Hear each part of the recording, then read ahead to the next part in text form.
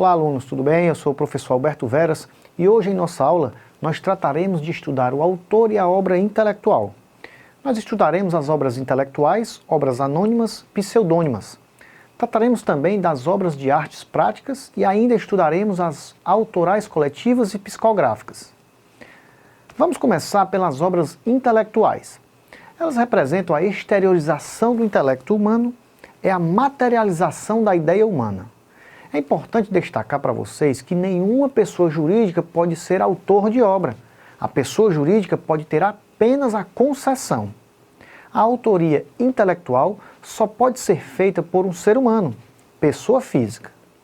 Acerca do registro da obra intelectual, destacamos que não há necessidade que ela passe pela formalidade do registro. Há o registro, mas ele não é imprescindível. Ele tem natureza apenas declaratória e não constitutivo, como ocorre na propriedade industrial. Mas, meus amigos, eu tenho que explicar para vocês que alguns autores preferem permanecer no anonimato. E todos vocês sabem que a nossa Constituição Federal de 1988 consagra a livre expressão, mas veda o anonimato, conforme estabelece em seu artigo 5º, inciso 4, ao dizer que é livre a manifestação do pensamento, sendo vedado o anonimato. Mas vejam só, preste bastante atenção.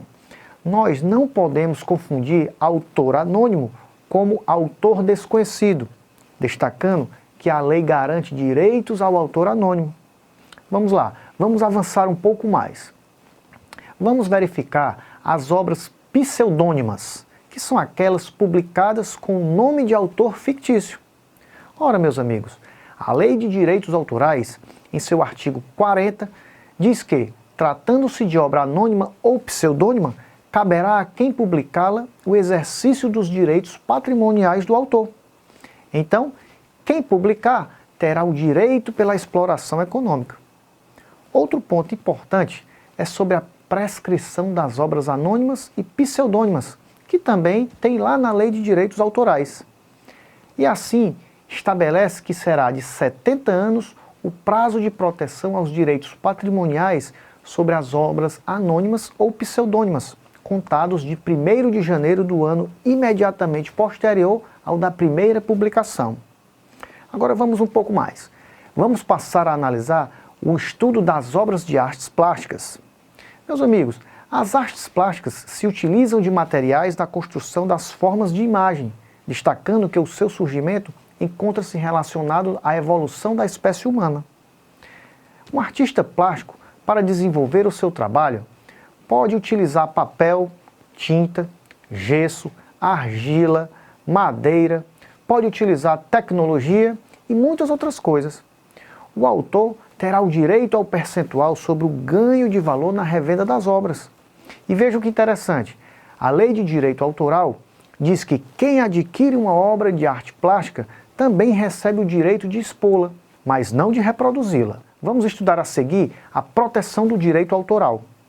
Pois bem, a nossa Constituição Federal de 88 diz no artigo 5º, inciso 27, que aos autores pertence o direito exclusivo de utilização, publicação ou reprodução de suas obras, transmissível aos herdeiros pelo tempo que a lei fixar. Nós já vimos que o autor é uma pessoa física, mas o titular do direito pode ser a pessoa jurídica, desde que receba uma cessão ou licença. Os herdeiros também podem ter a proteção. O que se transfere são apenas os direitos patrimoniais. Vejam que interessante, o direito de proteção é suscetível por 70 anos após a sua morte. Assim, a legislação protege durante a sua vida e as suas próximas gerações. Agora, meus amigos, para finalizarmos a nossa aula de hoje, nós vamos analisar a autoria coletiva e a autoria psicográfica. De acordo com a Lei de Direito Autoral, considera-se obra coletiva aquela criada por iniciativa, organização e responsabilidade de uma pessoa física ou jurídica, que a publica sob seu nome ou marca e que é constituída pela participação de diferentes autores, cujas contribuições se fundem em uma criação autônoma. E para fechar nossa aula de hoje, trataremos da autoria psicográfica. Há um grande questionamento para saber a quem pertence a autoria dessas obras psicografadas. Se pertence a um médium ou ao herdeiro do falecido, ou herdeiros. Ora, meus amigos, O direito autoral, na obra psicografada, pertence a um médium ao qual a escreveu, e não aos seus herdeiros, e a obra psicografada terá a sua proteção como qualquer outra obra. O nosso Código Civil estabelece que a personalidade civil da pessoa começa do nascimento com vida e a existência da pessoa natural termina com a sua morte. Assim, a lógica é que é impossível a proteção de direitos para um espírito, ou seja, alguém que já passou desse plano para outro, uma pessoa que faleceu. Mas prestem bastante atenção, nós não podemos confundir com aquelas obras escritas em vida e lançadas após a morte. Nesse caso, quando escritas, o autor era pessoa natural com tutela jurisdicional, e sobre essas obras os herdeiros terão todos os direitos. É importante que vocês entendam que o autor da obra psicografada não tem mais personalidade jurídica, assim, nem ele e muito menos os seus herdeiros serão detentores desses direitos. Mas, meus amigos, a atitude mais sensata é que antes da publicação da obra seja redigido um contrato entre o médium e os herdeiros do autor da obra psicografada. Bom, meus amigos, vamos ficando por aqui e eu espero que vocês tenham gostado da nossa aula de hoje. Não deixe de consultar o seu material didático, onde lá você encontra de forma mais aprofundada os temas aqui abordados.